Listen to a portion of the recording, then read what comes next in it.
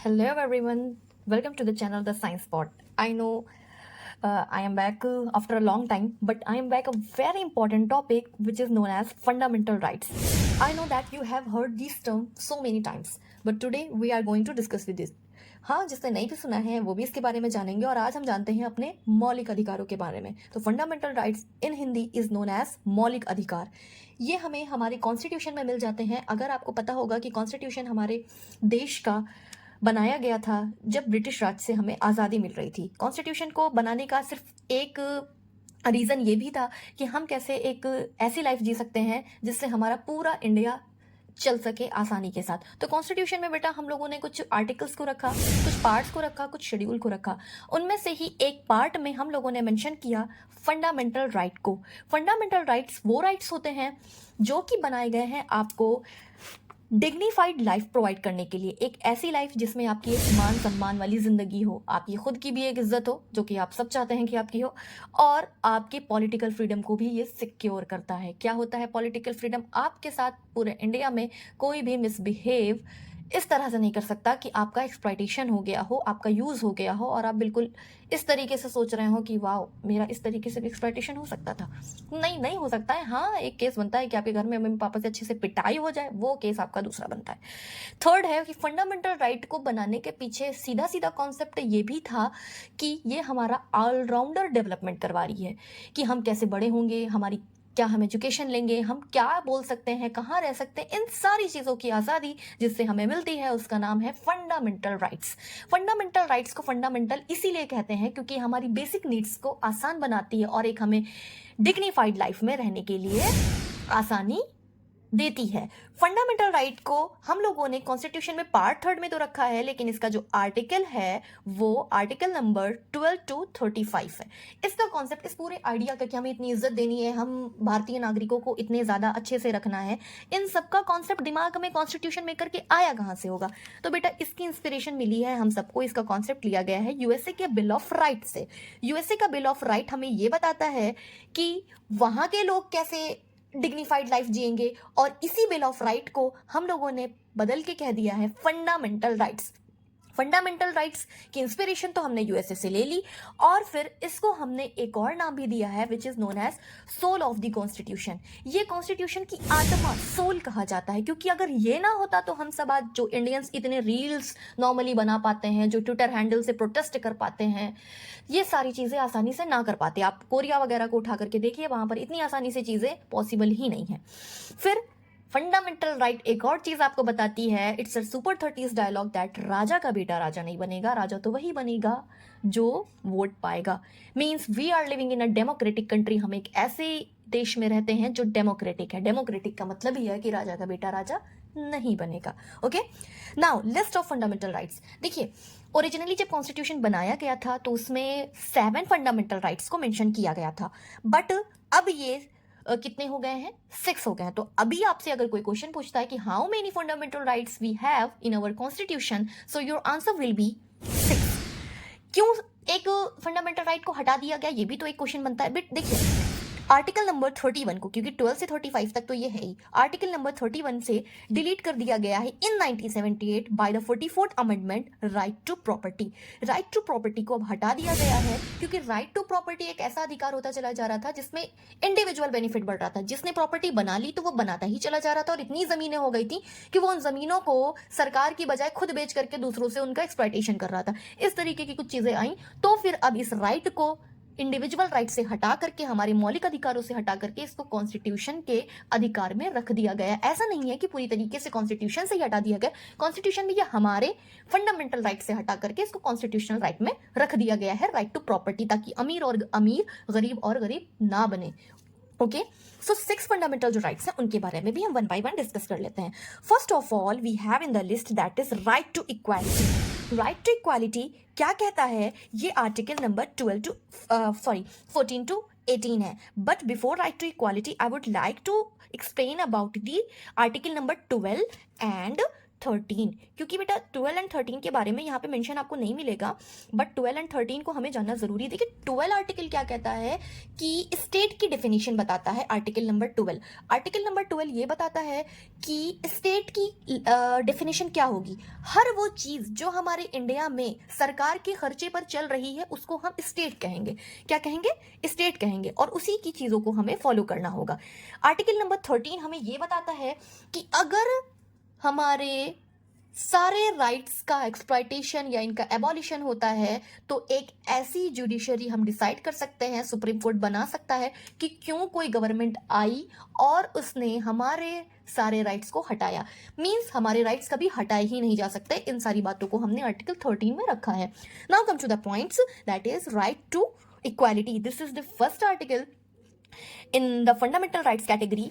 Article number 14 to 18 में mention किया गया है। इसमें बेटा ये बताया गया है, बहुत इंपॉर्टेंट पॉइंट है ये, कि हम सब कानून की नजर में बराबर हैं। हम सब कानून से ऊपर नहीं है। No one is above the law, we are equal in the eyes of law. ये सारी चीजें तो हमें बताई गई हैं। सेकंड थिंग ये है कि पहले तो ये ऐसा था कि हम सब कानून से ऊपर नहीं है, कानून ही सब कुछ है, बट धीरे धीरे इसमें थोड़े से चेंजेस, थोड़ी सी फ्लेक्सिबिलिटी प्रोवाइड की गई है। वो फ्लेक्सिबिलिटी क्या है कि अब हमें सपोज दैट कि हम एक क्राइम करते हैं, मैं भी एक क्राइम करती हूँ और एक क्राइम अंबानी जी भी करते हैं, और उसकी पेमेंट है, उसकी कस्टडी है, उसका टैक्स है 4 लाख रुपीज। तो मेरे पास तो 4 लाख रुपीज इतनी आसानी से नहीं आ सकते हैं। अंबानी के पास तो 2 मिनट में आ सकते हैं, इवन सेकंड में आ सकते हैं। तो वो तो उसको पे करके बच जाएगा, तो उसकी सजा का क्या? और मुझे क्या कि मैं लाइफ टाइम उसको सेव ना कर पाऊं। तो इस तरीके की जो चीजें थी वो इक्वल नहीं हो रही थी। तो इक्वल करने के लिए अब क्या हो गया है कि सपोज दैट कि कोई लेबर है, कोई बेगर है, जिसने कोई गलती से कोई क्राइम कर दिया है, सेम क्राइम किसी बड़े इंसान ने, बड़े आदमी ने या किसी रिच पीपल ने कर दिया है, तो इन सब के लिए थोड़ी बहुत फ्लेक्सिबिलिटी अब हमें प्रोवाइड की जाती है। लेकिन इसका ये मतलब नहीं है कि पूरी तरीके से उसको छोड़ दिया जाए, वेदर इट इज रिच और पुअर। मतलब कि दोनों को फ्लेक्सिबिलिटी प्रोवाइड की जाएगी। ये देख करके कि फ्लेक्सिबिलिटी किसको प्रोवाइड करनी है। हम जानते हैं कि हमारी क्लास में बहुत से बच्चे ऐसे होते हैं जो चीजों को ग्रैस्प कर लेते हैं, तो टीचर उनसे कहता है ओके ओके डू इट। लेकिन कुछ बच्चे ऐसे होते हैं जो कमजोर होते हैं। अगर मैं ये कह दूं कि नहीं, मुझे सारे बच्चों को इक्वल ट्रीटमेंट देना है, no one is above me, no one is above the rule of class, तो फिर ये प्रॉब्लम क्रिएट करेगा। मुझे उस वीक बच्चे को थोड़ा सा तो फ्लेक्सिबिलिटी देनी है, और ये इस अच्छे वाले बच्चों को अंडरस्टैंड करना है कि यस ठीक है, फ्लेक्सिबिलिटी उसको दी जा रही है क्योंकि उसको उसकी जरूरत है। तो no one is above the law ये पहले का कॉन्सेप्ट था, बट अब क्या हो गया है कि equal protection of law.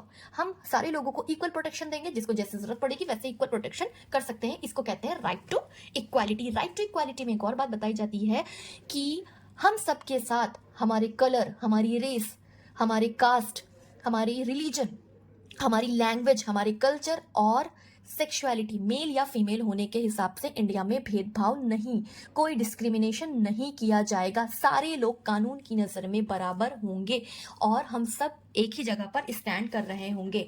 Okay, तो ये राइट टू इक्वालिटी, ये दो बातों को तो बहुत ही इंपॉर्टेंटली हमें समझाता है। और इसमें तीसरी चीज हमें ये भी जाननी है कि किसी भी सिचुएशन में हम किसी भी पर्सन के साथ सेम बिहेव करेंगे। किसी के साथ ऐसा नहीं कि उसका पैसा देख करके हमने उसके साथ, ये हम नहीं, ऐसा कानून को करना होगा हमारे साथ और हम सबको एक दूसरे के साथ। सेम सिचुएशन है, किसी ने कोई गिर गया तो हमने देखा कि उसके पास मर्सिडीज है तो उसको आकर के जल्दी से उठा दिया। सेकंड है कि उसी जगह एक बेगर, एक भिखारी गिर जाता तो हम सोचते हैं अरे हटो, जाने दो, उसका काम ही यही है। नहीं, ऐसे नहीं करना है। राइट टू इक्वालिटी में ये हमारा अधिकार है कि हम लोगों के साथ सेम ट्रीटमेंट करें और हमें भी सेम ट्रीटमेंट मिले। इन केस ऐसा आपके साथ नहीं हो सकता है तो आप हेल्प ले सकते हैं नियर बाय पुलिस स्टेशन की। अब आप चले भी मत जाइएगा। Now the third one is, आपको ये भी जानना है कि हम किसी भी पब्लिक एम्प्लॉयमेंट में पार्ट ले सकते हैं। सपोज दैट कि आजकल बहुत ज़्यादा अनएम्प्लॉयमेंट चल रहा है, तो पब्लिक एम्प्लॉयमेंट में हमें बराबर का हिस्सा मिलना चाहिए। किसी कैंडिडेट को 5 टाइम्स तो किसी कैंडिडेट को 3 टाइम बैठने की आज़ादी नहीं हो सकती। अगर सारे लोग बैठ रहे हैं उस पर्टिकुलर एग्जाम में तो 5 टाइम्स सारे लोग उस पेपर को दें। ओके, हाँ, ये अलग की बात होती है कि कुछ स्पेशल केस में, हैंडीकैप केस में उसको प्रोवाइड कर दी जाती है फ्लेक्सिबिलिटी, जैसा कि मैंने पहले वाले केस में बताया है। एंड आर्टिकल नंबर इसमें जो बेटा 17 आता है, आर्टिकल नंबर जो 17 आता है वो 17 अनटचेबिलिटी का अंत करता है। पहले ज़माने में लोग छुआछूत करते थे। कोई जो लो कास्ट के लोग होते थे अगर उन्होंने उनके कुएं से भी पानी ले लिया तो उस पूरे वो कुएं को ही सील पैक कर देते थे। इस तरीके का अनटचेबिलिटी, इस तरीके की चीज़ें हमारे देश में फैल रही थी। फिर गांधी जी आए और गांधी जी के आने के बाद इन सारी चीज़ों को एंड किया गया। फाइनली कॉन्स्टिट्यूशन में अब इसको एबॉलिश कर दिया गया है कि सारी कास्ट सेम है, सारे लोग एक तरीके का पानी पी सकते हैं और सारे लोग एक तरीके के जगह पर और रोड पर चल सकते हैं। उसको आप ये नहीं कह सकते कि अगर वहाँ पर किसी SC ST का या किसी लो कास्ट का बच्चा या इंसान गया है तो मैं वहाँ पर नहीं जाऊँगा। ये बड़ी सारी चीज़ें हैं। इसमें एक और चीज़ है कि टाइटल्स को एंड किया गया है। एंड ऑफ टाइटल्स, टाइटल को एंड किया गया। सपोज दैट आपको भारत रत्न मिल जाता है, I hope so that in future में आपको मिले। तो एंड ऑफ टाइटल। तो आप अपने नाम के आगे ये नहीं लगा सकते कि सचिन तेंदुलकर हैं आप और आपने लगा दिया अपने नाम के आगे कि भारत रत्न सचिन तेंदुलकर। इस तरीके की हरकतें भी मना की गई हैं। हमारा ये राइट नहीं है, ना किसी का राइट है कि वो दूसरों को नीचे दिखाए। ओके, तो ये तो थी राइट टू इक्वालिटी कि हम सब बराबर हैं कानून की नज़र में, अगर कुछ स्पेशल केसेस में किसी जो पुअर और नीडी पीपल्स को प्रोवाइड की जाती है फ्लेक्सिबिलिटी।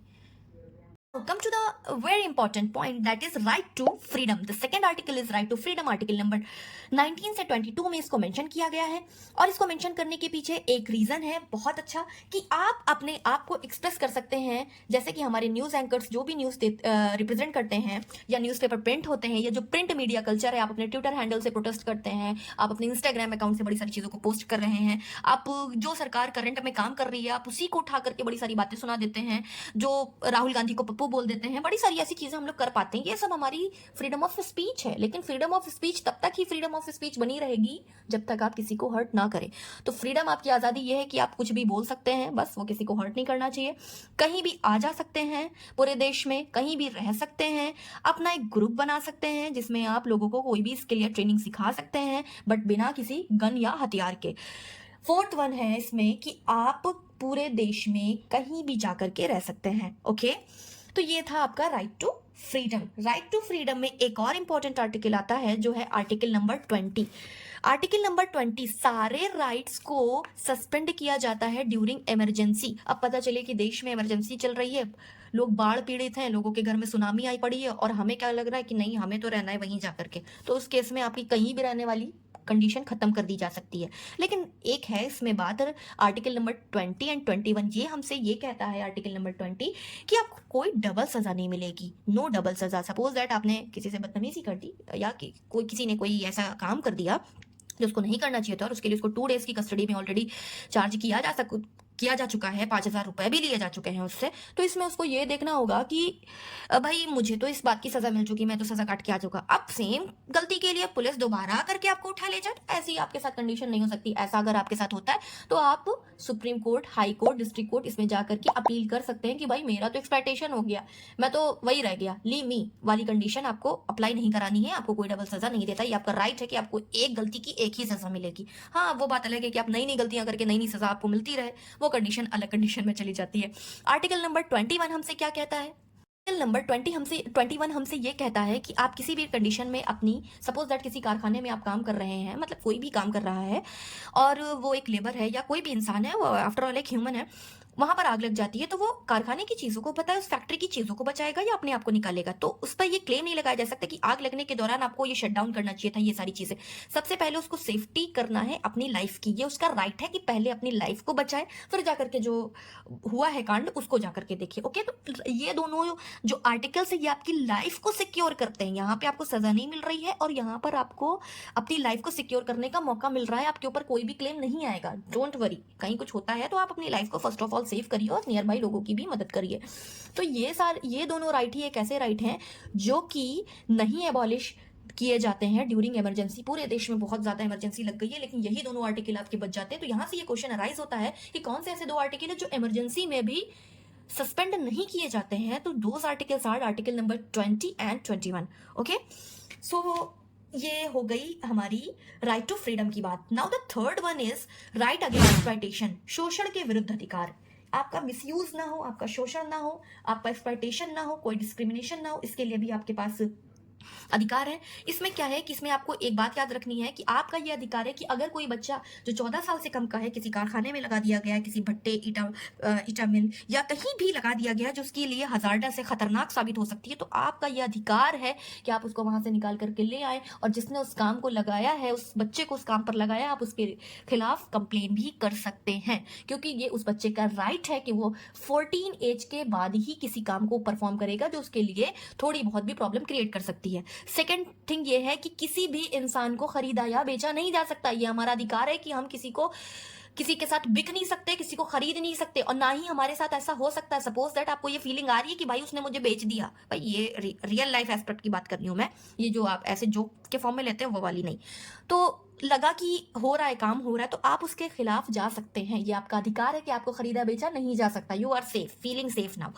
सेकंड थिंग है कि फोर्स लेबर, जबरदस्ती किसी से काम नहीं करा सकते हम। अगर हमारे साथ जबरदस्ती काम हो रहा है तो हम उसके खिलाफ कंप्लेन कर सकते हैं। ये मत डरिए कि वो तो हमारे मालिक है, वो तो मुझे पैसे नहीं देंगे, हम पुलिस के पास जाएंगे तो ब्ला ब्ला। ये सारी चीजें हमें सोचने की जरूरत ही नहीं है। ये हमारा अधिकार है कि हमसे कोई काम नहीं करा सकता। और सबसे बड़ा अधिकार तो ये है कि 14 अंडर 14 एज के बच्चों को उससे हम काम नहीं करा सकते। और अगर हम सेल्फ ऐसे कंडीशन में है तो हम उसके खिलाफ जाकर के कंप्लेन कर सकते हैं। और आपको पता है कि ये इंडियन प्लस फॉरेनर दोनों पर लागू होता है। क्या? Right against exploitation.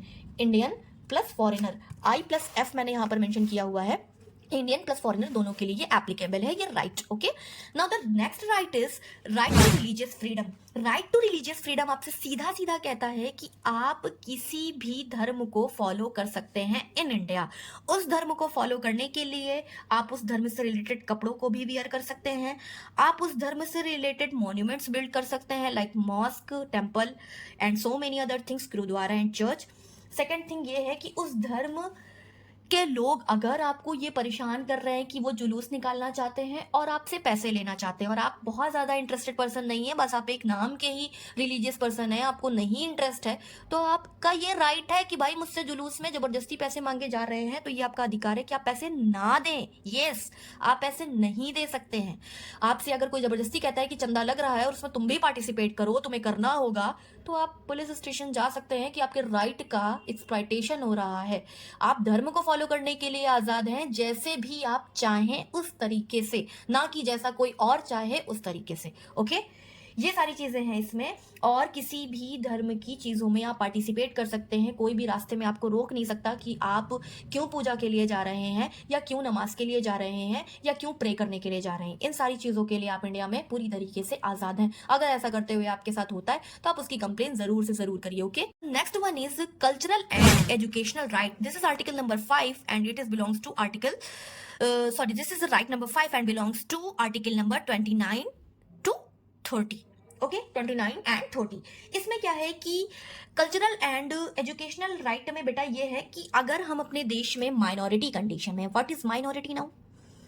माइनॉरिटी का मतलब होता है कि हमारी पॉपुलेशन 50% से कम है। कोई माइनॉरिटी का पर्सन है जिसकी पॉपुलेशन, मतलब माइनॉरिटी का मतलब होता है कि उसकी जनसंख्या, पॉपुलेशन पूरे इंडिया में, अक्रॉस द इंडिया 50% से कम है, तो वो पर्सन या वो रिलीजन या वो धर्म किस में आएगा? वो आएगा माइनॉरिटी में। माइनॉरिटी में फिर आने के बाद ये करना है कि जो माइनॉरिटी के लोग हैं, अगर वो चाहें तो वो जो भी भाषा बोलते हैं, जो भी धर्म फॉलो करते हैं, जो भी उनकी संस्कृति, कल्चर या ट्रेडिशन है, उसको वो सेव कर सकते हैं, उसको कंजर्व कर सकते हैं। ये उनका अधिकार है। कोई छीन नहीं सकता कि अरे तुम तो मलयालम बोलते हो, क्या करोगे बोल के, हमारी मातृभाषा हिंदी है तो तुम्हें हिंदी बोलना होगा। ऐसा कोई कुछ नहीं कर सकता। या कोई फारसी बोलने वाला पर्सन 2-4 के ग्रुप में है तो ऐसा नहीं किया जा सकता कि उसकी फारसी को एबॉलिश कर दिया जाए। हम सबको ये राइट मिला है इस आर्टिकल में कि हम सब अपनी भाषा को, हम सब अपनी भाषा के अकॉर्डिंग किसी चीज़ों को, जैसे कि आपने सुना होगा कि मदरसे ओपन किए जाते हैं, छोटे छोटे ग्रुप्स में, ऐसे स्कूल्स को, मठों को बनाया जाता है बौद्ध लोगों में, कि जिसमें उनको सिर्फ बौद्ध धर्म की ही एजुकेशन प्रोवाइड की जाती है। मदरसों में education related to Arabic and Urdu language provide की जाती है। तो इसमें कोई रोक नहीं लगा सकता कि इन इंडिया में आपको ये चीज़ें नहीं कर सकते हैं, बल्कि हम कंजर्व कर सकते हैं अपनी लैंग्वेज को भी जैसे भी हम चाहें। इसके लिए हमारा कोई भी एक्सप्लॉयटेशन नहीं हो सकता। ये हमारा अधिकार है अपनी लैंग्वेज को सेव करने का, अपने धर्म को सेव करने का, और अपनी माइनॉरिटी वाली कास्ट में जो भी चीजें होती हैं, जो भी हमारे धर्म में चीजें होती हैं, उसको सेव करने का। और इसमें हमें ये भी राइट है कि हम गवर्नमेंट से इशू करा सकते हैं ऑफिशियल चीज़ें, जिसमें वो हमें पेमेंट भी दे सकती है, और बड़ी सारी चीज़ें और भी हमें मिलती हैं। तो ये सब हमारे अधिकार है कि हम अपनी संस्कृति को, अपने कल्चर को और अपनी एजुकेशन को, जो हमारे धर्म से रिलेटेड है, उसको हम सेव कर सकते हैं। Now the next and the most important is right to constitutional remedies. This is article number 32 and most important. इसमें क्या है बेटा? आर्टिकल नंबर 32 को डॉक्टर B.R. अम्बेडकर जी ने कहा था कि ये हार्ट एंड सोल है। क्या है ये? हार्ट एंड सोल है। ये हार्ट एंड सोल है, ऐसा इन्होंने क्यों कहा? सपोज दैट आपको ये लग रहा है कि आपके सारे फंडामेंटल राइट्स फॉलो नहीं हो रहे हैं, या कोई गवर्नमेंट ऐसी आ रही है तो इसमें अमेंडमेंट लाके, अमेंडमेंट का मतलब संशोधन लाके, बदलाव ला करके इन सबको बदलना चाहती है कि नहीं, तुमने जुलूस में तो पैसे देने से मना किए थे, अब हम ऐसी चीजों को लेकर के आएंगे जिसमें तुम्हें जुलूस में पैसा देना ही देना होगा। इस तरीके की कोई गवर्नमेंट अगर आप बात करना चाहें तो ये आर्टिकल आता है जो बिल्कुल सेफ गार्ड है। ये खुद में ही एक आर्टिकल है, लेकिन ये सबसे पावरफुल आर्टिकल है, जिसमें आपके ये सारे फंडामेंटल राइट्स को प्रोटेक्शन मिलता है, इन सारी चीज़ों की सेफ्टी होती है। और आप इंडिया में जो अब तक की 1947 से आज़ाद देश है और आज तक 2023 तक चलता चला आया है और आपकी ये सारे राइट्स में कोई चेंजेस नहीं आए हैं बल्कि और अच्छाई ही हुई है, ये सारी चीज़ों को प्रोटेक्शन प्रोवाइड करता है article number 32। That's why Bhimrao Ambedkar called it as a heart and soul of fundamental rights. इसको हम अब एक और नाम भी देते हैं, not according to B R Ambedkar, according to me it is backbone of fundamental right. अगर ये ना हो तो फिर क्या हो। सो आई होप कि आपने बहुत अच्छे से फंडामेंटल राइट्स को समझा होगा। और अगर इन फ्यूचर आपको इस तरीके के टॉपिक्स में मज़ा आ रहा है पढ़ने में तो आप फिर मुझे कमेंट सेक्शन में बता सकते हैं। मैं ज़रूर से ट्राई करूंगी कि मैं इसको और एलाबोरेट और एक्सप्लेन करूं और आप सबके लिए ऐसे ही ईजी लैंग्वेज में टिपिकल टॉपिक्स को समझाती रहूं। Thanks for watching the science spot.